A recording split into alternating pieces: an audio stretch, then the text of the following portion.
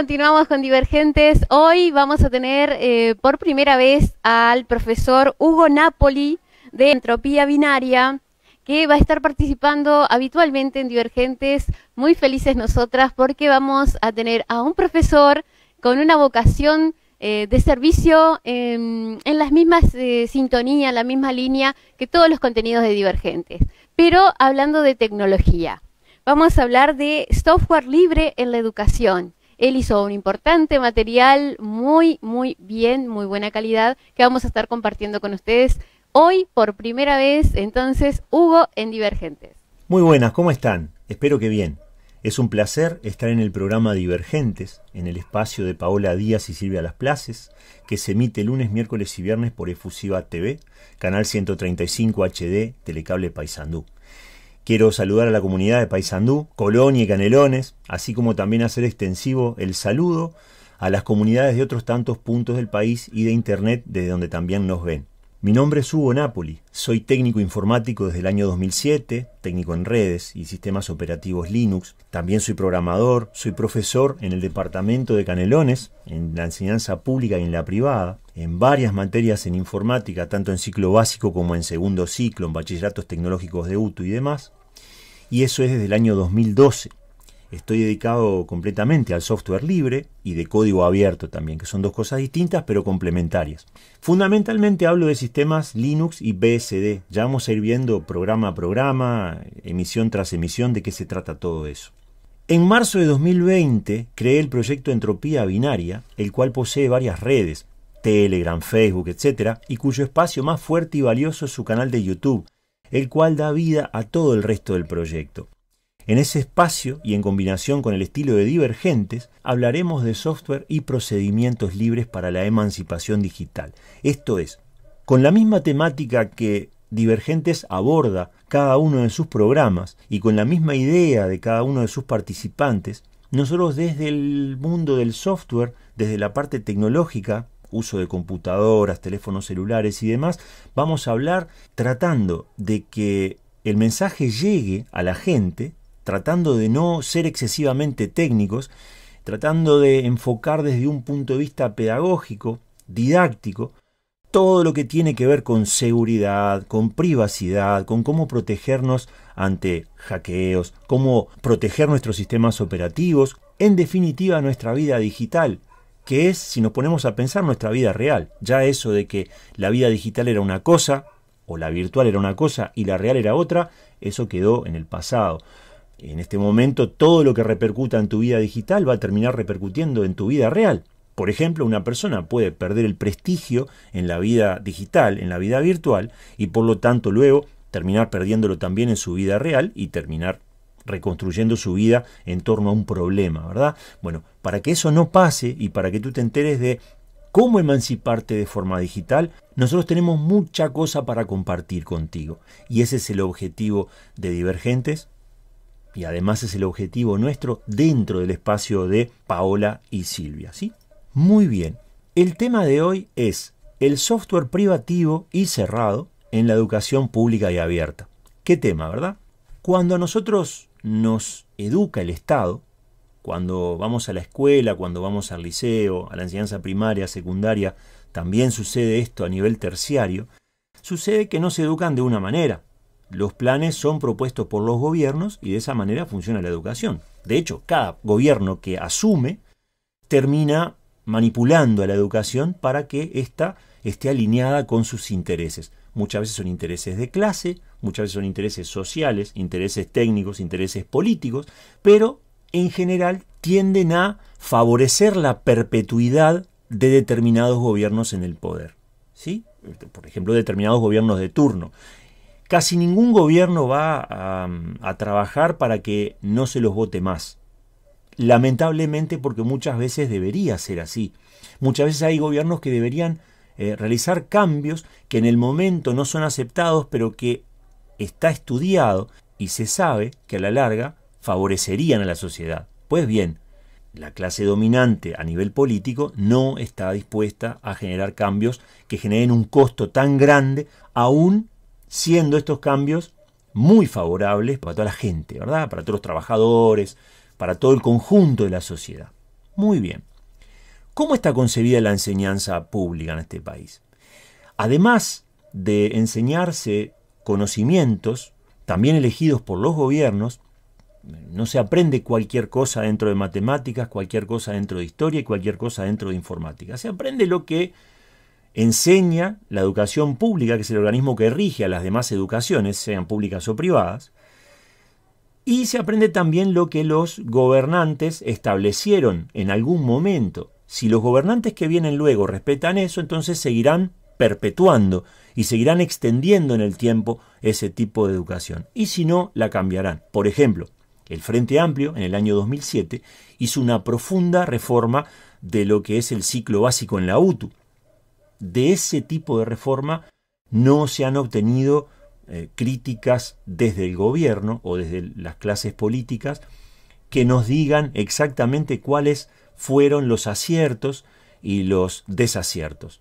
Eso es algo que el gobierno hace y luego queda así, queda instaurado de esa manera, no habiendo posibilidad de cambio por parte de sus primeros y principales ejecutores, que somos los profesores, ¿verdad? No somos tenidos en cuenta. Los gobiernos vienen, hacen su cambio, su manipulación en la educación, muchas veces su manoseo, y allí quedan las reformas instauradas.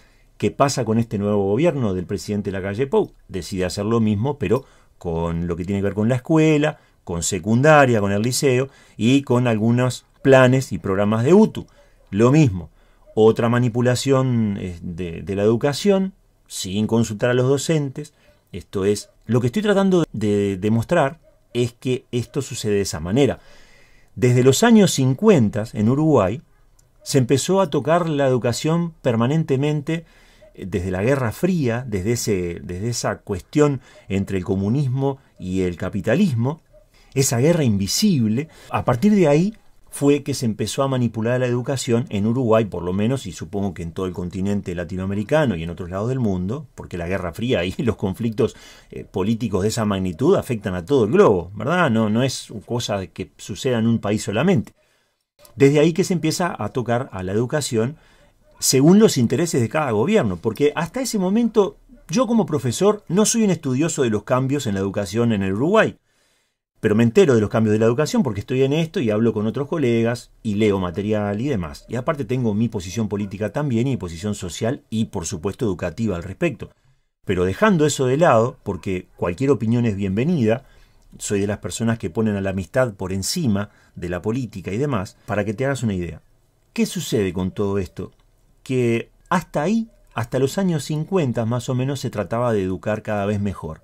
A partir de ahí se empiezan a ver los costos educativos y se empieza a bajar la cantidad de dinero anual que el gobierno debe poner por año para una educación de gran calidad. Se empieza a bajar y a manipular, hasta que se convirtió en un vector populista la educación, un vector de manoseo, un vector de batalla política ideológica entre partidos.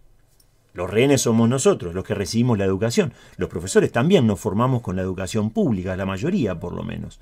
Y también sufrimos ese tipo de cambio y ese tipo de resultado de peleas entre ideas políticas de distintos partidos.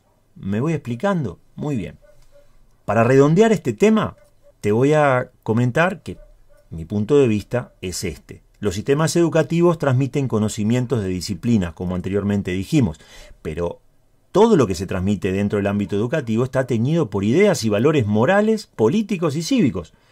¿Quiénes están detrás de esos valores cívicos y morales y éticos y demás? Los partidos políticos.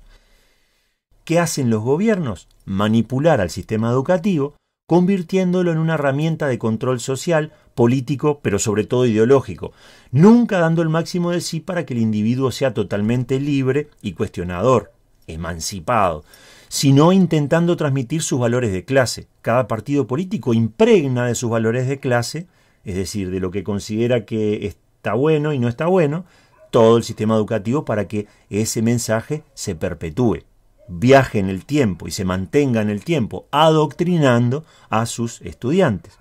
Para bien o para mal, llámale como quieras. La educación, sobre todo la pública, es un muy preciado tablero para un juego político entre gobernantes cuya razón y logro es la manipulación y el control de todas las variables sociales de una nación y cuyos afectados directos son las personas. Educar en valores de clase es teñir políticamente a las personas, ya sea profundizando valores ya heredados o imponiendo paulatinamente y por la fuerza los buscados, bajo el amparo de la democracia de las mayorías ante cualquier diferendo. Por ejemplo, un gobierno llega al poder y manosea a la educación, groseramente, y no se puede decir nada porque hubo gente que puso a ese gobierno allí. Entonces los que están en contra van a tener que aceptar eso porque así es la democracia. Bueno, esta antesala, esta charla previa, la hago para luego desembocar en la idea de este programa, de este espacio, de este capítulo, de espero que muchos que vengan después, si la audiencia así lo prefiere, si a la audiencia le gusta este espacio, seguramente vendrán muchos más, en donde vamos a hablar justamente entonces del adoctrinamiento a través del software. ¿Sabías que se puede adoctrinar a la persona a través del software? ¿Sabes que el simple uso de un programa puede estar marcando en ti toda una cuestión a futuro que te genere a ti una necesidad que no tenías y que te genere la búsqueda de la satisfacción de esa necesidad y que desemboques en determinados escenarios que ni siquiera tenías pensados? Bueno, te voy a explicar mejor de qué estoy hablando. Cuando vamos a un instituto educativo, nos enfrentamos a ordenadores, a máquinas, a computadoras. Esas máquinas poseen sistemas operativos Windows, en general. En tu casa, lo más probable es que tú tengas Windows para utilizar una computadora. Si utilizas un teléfono como este, es probable que utilices Android o iOS, es decir, un teléfono con Android o un iPhone. Pero si vas a la escuela, al liceo, a la UTU, a la facultad, es posible que te encuentres en su mayoría con computadoras que tienen Windows y que tú en tu casa también, como anteriormente dijimos, lo tengas. Muy bien. ¿Cómo llega Windows a tu hogar? ¿Cómo llega a la escuela? ¿Cómo llega al liceo? Porque si bien el Plan Ceibal ha impulsado el uso de Linux con un Ubuntu que en realidad es un Ubuntu muy retocado por el Plan Ceibal, es un Ubuntu que no termina de colmar las expectativas de la gente común, porque a mi modo de ver no ha sido una buena elección, fue un muy buen intento, pero un desacierto tras otro a nivel tecnológico. No estoy hablando de la parte de redes, de la parte de conectividad, estoy hablando de los sistemas operativos. Por algo el Plan Ceibal siempre vuelve a Windows. Intenta impulsar un sistema operativo Linux llamado Ubuntu, que es abierto, que es mayormente libre, que es mayormente deseable comparado con otros, pero siempre termina volviendo al primer amor, que es Windows. Entonces, ¿por qué está Windows ahí? Muchas veces pasa que la gente se cambia a Windows por un solo programa. Entonces parece que hay como una conspiración. Como en Linux no puedo instalar este programa, entonces voy a cambiar de sistema operativo para instalar solamente ese programa, lo cual es una especie de aberración, ¿no?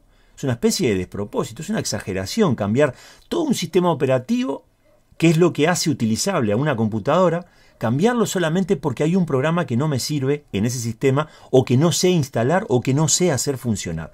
Entonces, ahí la primera crítica es que se debería elegir correctamente el software a utilizar dentro de la educación pública. Yo no puedo poner un programa que dependa de un sistema operativo. Es decir, no debería poner a un programa, a un controlador, a un driver o lo que fuere, que necesita de Windows para funcionar, porque voy a terminar privatizando la cuestión digital, el ecosistema digital de la educación pública, o voy a estar tiñendo a la educación pública con la necesidad de utilizar un determinado software. Entonces, ¿qué hacemos? ¿No estudiamos? ¿Qué hacemos? ¿No hacemos nada? ¿Eliminamos a informática y a computación del ámbito académico? No, por supuesto que no. Lo que hay que hacer es instruir a la gente para que sea libre digitalmente, para que después, cuando estas personas estén en su casa, nosotros, todos nosotros, no necesitemos un sistema operativo que es de pago. Terminamos pirateando y terminamos pagando. Entonces, ¿por qué la educación pública no se educa? Sobre la base de un sistema operativo que hay que pagar o piratear. Hay un montón de estudios en Internet. Voy a ceder la información para que tú la puedas consultar. Voy a cederla al programa Divergentes, en donde se habla de que, por ejemplo, en China hay entre un 80 y un 90% de piratería. Es decir, que de cada 10 Windows que tienen los chinos en sus hogares, 8 son pirateados. Ponte a pensar en eso. Lo mismo pasa en la India y pasa en un montón de países. Microsoft, que es la empresa que está detrás, o Microsoft, como le quieras decir, en sus estudios dice que hay más de un 40% de Windows pirateados en el mundo. Claro, más de un 40% puede llegar a ser un 100, puede llegar a ser un 41, puede llegar a ser un 90. Si nosotros tomamos el concierto general, en los países del mundo en general, vamos a ver que cuanto más adinerada es la sociedad, más desciende la piratería. Entonces es lógico pensar que en los países subdesarrollados aumenta la piratería. ¿Qué somos nosotros? Personas educadas en un país subdesarrollado como Uruguay y como tantos otros de América Latina, de África, de Asia y de otras partes del mundo, Europa del Este. Ubicá las partes del mundo que quieras y fíjate el estado económico de las sociedades. ¿Qué va a pasar ahí? La gente no se puede gastar $300 en un sistema operativo. Por lo tanto, lo que hace es conseguirlo e instalarlo.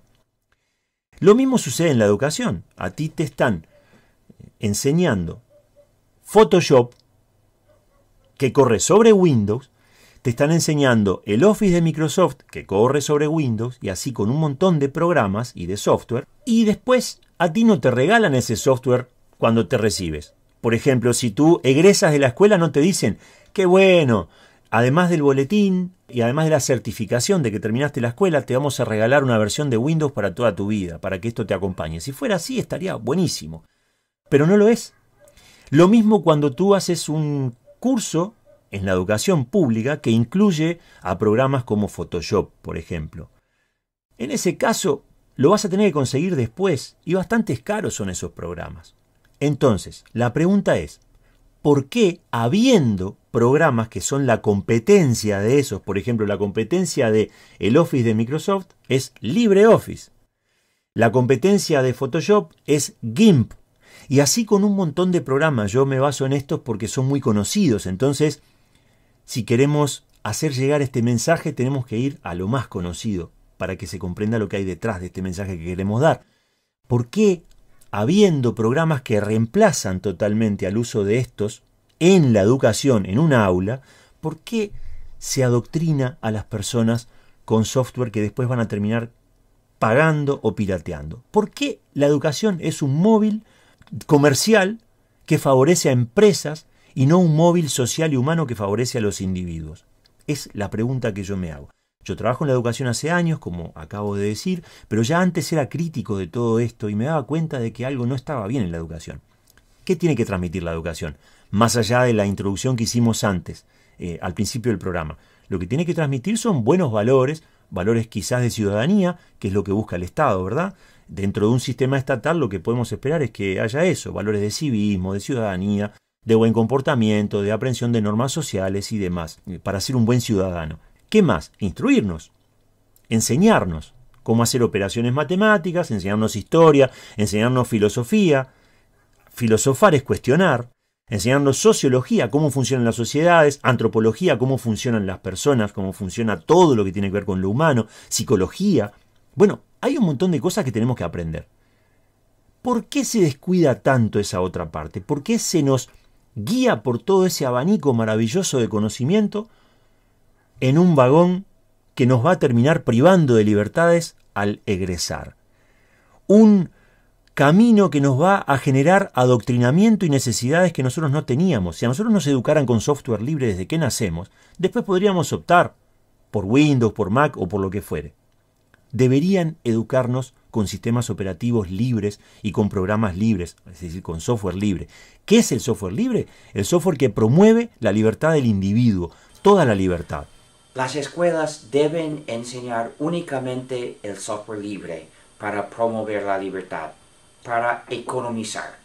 Las escuelas no tienen bastante dinero, están limitadas por su dinero. Algunas empresas desarrolladoras de software privativo suelen eliminar esta razón regalando copias gratuitas o casi gratuitas de su software no libre a las escuelas. ¿Y por qué lo hacen? Para aprovecharse de las escuelas como instrumentos para imponer a la sociedad entera una dependencia a sus productos privativos. Su plan funciona así. La empresa, el desarrollador, regala las copias gratuitas a la escuela. La escuela enseña el uso del programa a los alumnos quienes desarrollan una dependencia al programa privativo. Luego se gradúan con la dependencia y después de graduarse, el mismo desarrollador no les ofrece copias gratuitas y van a trabajar en otras empresas. El desarrollador no ofrece a las empresas usuarias copias gratuitas del mismo programa. Es decir, que la escuela, si acepta participar en este plan, dirige a los alumnos camino a la dependencia permanente. Por esto, los desarrolladores como Microsoft tienen su departamento de servicio educativo. Las escuelas no deben participar, deben rechazar este regalo. Enseñar la dependencia a sus alumnos no es ético, no cumple con la misión social de la escuela, que es educar a la próxima generación como buenos ciudadanos de una sociedad capaz, fuerte, independiente, solidaria y libre. ¿Cómo se hace? Únicamente enseñando el software libre, el software que no impone dependencia. Pero hay otra razón más profunda aún.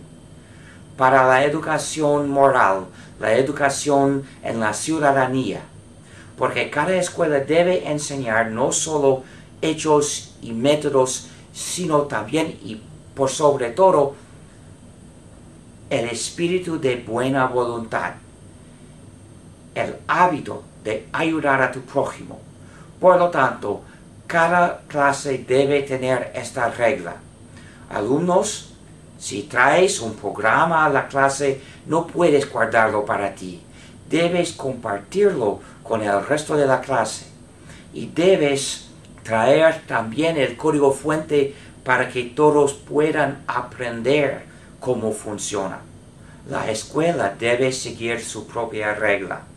Debe también compartir el software en la clase con los alumnos. Es decir, no puedes traer código privativo a la clase y la escuela tampoco puede, porque el software privativo no es ético y es el enemigo del espíritu de la educación. No se hace en un año. Migrar completamente una escuela es mucho trabajo. Hacen falta años. Mi conciencia no me permite usar este programa privativo. Por favor, busque conmigo la manera que pueda hacer el trabajo de la clase con software libre, aunque cueste más tiempo, porque quiero hacerlo éticamente. Esta petición tiene fuerza moral porque no es una petición de evitar algún trabajo. Es una petición de hacer el trabajo quizás más difícilmente, pero más éticamente. Un programa y un sistema operativo libres permiten que tú los abras y cambies el código interno que los constituye. Si a ti no te gusta cómo se comporta el programa, o si a ti te parece que le falta algo al programa o quieres corregir errores, puedes abrirlo para estudiar el código, puedes abrirlo para modificarlo, puedes reempaquetarlo y dárselo a otras personas para que lo utilicen, puedes modificárselo a un amigo o incluso a una empresa, y todo eso es lícito porque está amparado por reglamentaciones y por leyes, igual que el otro software. Ahora, yo a Windows no lo puedo abrir para ver qué hace. Yo sé lo que hace, pero no sé cómo lo hace. Cuando yo envío un mail, un correo electrónico a través de Windows, cuando uso al sistema operativo Windows para enviar un correo electrónico o cuando lo uso para entrar a la cuenta del banco, yo no sé qué es lo que hace Windows. Yo no sé si Windows puede ver la información que yo veo en pantalla. Por más que yo me cuide y cuide mis contraseñas y cuide todo el ecosistema que tengo alrededor para que nadie vea lo que estoy haciendo, estoy confiando en un sistema de código cerrado cuyo código justamente no puedo ver. Entonces, si utilizara Linux, sabría que estoy utilizando un sistema operativo que expone su código para todo el público. De hecho, Linux es comunitario. Y esto no tiene nada que ver, como escuché muchas veces, con ideología política partidaria. A Linux se lo ha tratado de comparar con diferentes ideologías políticas. Yo honestamente tengo la mía y te aseguro que Linux es para todo público. Esto no es una propaganda política que estamos haciendo aquí, no estamos utilizando a Divergentes para eso, ni utilizo a mi propio proyecto para eso. Lo único que busco no es ni el reconocimiento personal, ni un valor detrás, un valor agregado detrás de lo que estamos haciendo acá, a nivel económico ni nada por el estilo. Simplemente busco hacer llegar este mensaje. La idea del programa de hoy era hacer una introducción de este espacio que, si a ti te interesa, va a quedar aquí, que vas a poder hacer preguntas, vas a poder proponer temas, y en la medida de lo posible vamos a tratar de responderte desde Divergentes y desde Entropía Binaria, que es el proyecto que está aquí ahora, siendo invitado por Paola y por Silvia, y a cuyas personas estamos extremadamente agradecidos.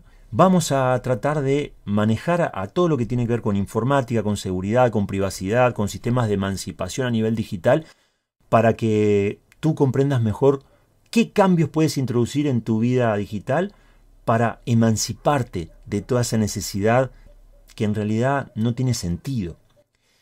Tú ponte a pensar en que hay un montón de empresas haciendo acuerdos entre sí y tiñendo a la educación. Te voy a poner un ejemplo para ir redondeando e ir terminando. Durante los inicios de la pandemia, la empresa Microsoft se acercó a hablar con liceos y con colegios privados para ofrecer gratuitamente su plataforma de trabajo que se llama Microsoft Teams. Microsoft Teams, ¿sí?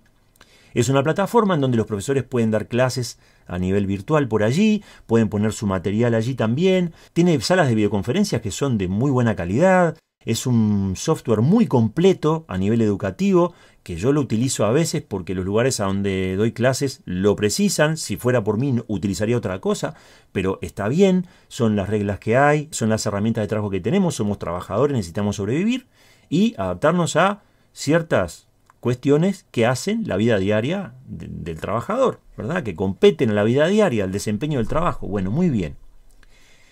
Uno podría pensar, pero Microsoft es una empresa capitalista y privativa. Casi todo lo que hace, casi todos los productos que hace los vende. Y los que no vende los da porque necesita que haya una cuota de mercado que se satisfaga con eso. Por ejemplo, hay un navegador, Microsoft Edge, que ahora está siendo como revisitado y criticado y revisto y no sé qué, que parece no se va a usar más. Bueno, parece que, yo no sé, no tengo la información exacta, que Microsoft lo pone ahí, igual que puso a Spartan, igual que puso a Microsoft Internet Explorer, que tú lo debes haber oído nombrar, lo debes haber utilizado en algún momento, solamente para decir que es el más utilizado. ¿Por qué? Porque como Windows es el más utilizado, mientras más programas tenga Windows adentro, más probabilidad tienen esos programas de ser los más utilizados del mundo. ¿Me voy explicando? Si tú en un sistema que es el más utilizado del mundo pones un software, lo más probable es que la gente use ese software. Y lo más probable es que ese sea el más utilizado porque no estás dando la oportunidad que la gente elija.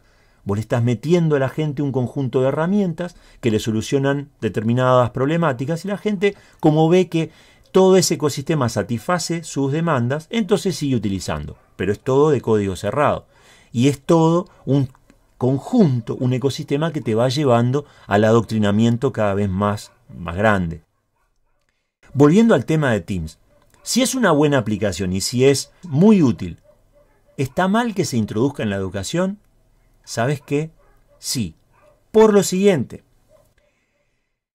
al introducir un software de código cerrado, privativo, en la educación, se obliga indirectamente a que todos los estudiantes que están allí, todos los profesores y todo lo que tenga que ver con esa institución educativa, tengan eso en su casa. Yo tengo Microsoft Teams solamente porque los lugares en donde enseño lo utilizan y porque es oficial en esos centros educativos. Entonces tengo que tenerlo. Entonces, ¿qué pasó? Teams vino a dar a la computadora de una persona que piensa que eso no es una herramienta válida. Por esto mismo, porque es adoctrinante, porque es privativa, porque es cerrada y porque estamos hablando de educación, sobre todo pública, ¿verdad? que es el organismo que regula incluso la educación privada. No nos olvidemos de eso. No basta pensar en, como es un liceo privado, que haga lo que quiera. No debe hacer lo que quiere un liceo privado. Debe regirse por los principios de la educación pública y proponer talleres extracurriculares, tener una mejor organización de su estudiantado y de su profesorado, tener reglas más claras, lo que tú quieras. Pero en lo que hace al diario funcionamiento de lo educativo, con eso no puede hacer cualquier cosa, ¿verdad? No debe, puede, pero no debe, ¿verdad? Bueno, de eso estamos hablando. Al introducir en la educación un determinado software, tú estás tiñendo a todo el ecosistema educativo con ese software. Entonces, ¿por qué le interesa tanto a Microsoft, que es una empresa muy grande y que no necesitaría, si nos ponemos a pensar, no necesitaría hacer eso? Y sin embargo lo hace. ¿Por qué lo hace? Justamente para seguir introduciendo más presión en la educación y para seguir también perpetuando su vida empresarial y sus productos y legitimando el uso de sus productos, cuando hay un montón de alternativas que deberían consultarse antes de tomar este tipo de decisión. Entonces, aquello de que hay que enseñar así porque después van a pedir conocimientos en Photoshop, aquello de decir, nosotros en la UTU enseñamos AutoCAD porque es lo que van a pedir, bueno, debería terminarse con eso. Las empresas privadas deberían cambiar su cabeza, sus estrategias, porque la educación pública es distinta, porque la educación pública cambia o ha cambiado, pero no, mientras la educación pública siga al servicio de las empresas de mayor capital y las que hacen mayor presión política, vamos a seguir subordinados a esas empresas y vamos a seguir adoctrinándonos en una educación que se supone que debería ser para que el individuo se emancipe y que en cierta forma lo logra, pero que siempre está teñida de esa cosa, de ese cuarto trasero o de esa cuestión adoctrinante que no está a la vista de cualquier persona, pero que una persona estudiosa del tema y que filosofa sobre el tema y que genera un punto de vista histórico, social y hasta político de la cuestión, hoy te lo viene a decir acá en este programa. Espero que haya sido de tu interés. Si no fue del todo claro el programa, lo podés comentar. Si te interesó mucho, lo podés comentar también. Si no te gustó, si quisieras que se hablara de ciertos tipos de temas que, si van en consonancia con lo que hacemos, si van en consonancia con el espacio de Divergentes, estate seguro de que si se puede hacer, lo vamos a hacer. Tenemos gente que nos asesora también, podemos hacer preguntas cuando no sabemos sobre algún tema, pero sobre todo vamos a hablar de todo aquello de lo que estamos seguros, de todo aquello en lo cual tenemos mucha experiencia. Esperamos que haya sido de tu agrado este programa. Te agradecemos mucho por haber visto y vaya el agradecimiento otra vez a las conductoras de este gran espacio que es Divergentes, que aúna a personas desde diversos lugares, que es así como se emancipa a las personas, teniendo gente profesional que hable con responsabilidad, que hable con transparencia, con el corazón y sabiendo que el mensaje que está dando no es un mensaje que busque otra cosa que la libertad en el otro. Romper las cadenas en la persona que lo está recibiendo, ¿sí? Muchísimas gracias, te saluda Hugo Napoli de Entropía Binaria, hasta el próximo programa. Bueno, fascinadas estamos con este material riquísimo de Hugo. Ahora sí que yo creo que le estamos dando la vuelta de tuerca para que quede redondito Divergentes, porque estamos tocando todas las áreas de nuestra vida. Y que obviamente muy importante la tecnología que es muy necesaria, que está dentro de este sistema, que tenemos que utilizarlo a nuestro favor, y bueno, hay un montón de herramientas que Hugo nos va a estar informando acerca de la mejor forma de cómo estar preparados para esa tecnología. Así que Hugo, fue hermosísimo tu material, se nota todo el conocimiento, todo ese mundo de información que poquito a poco vas a ir compartiendo con nosotras, así que estamos muy agradecidas y bueno, esperaremos el material para la siguiente semana.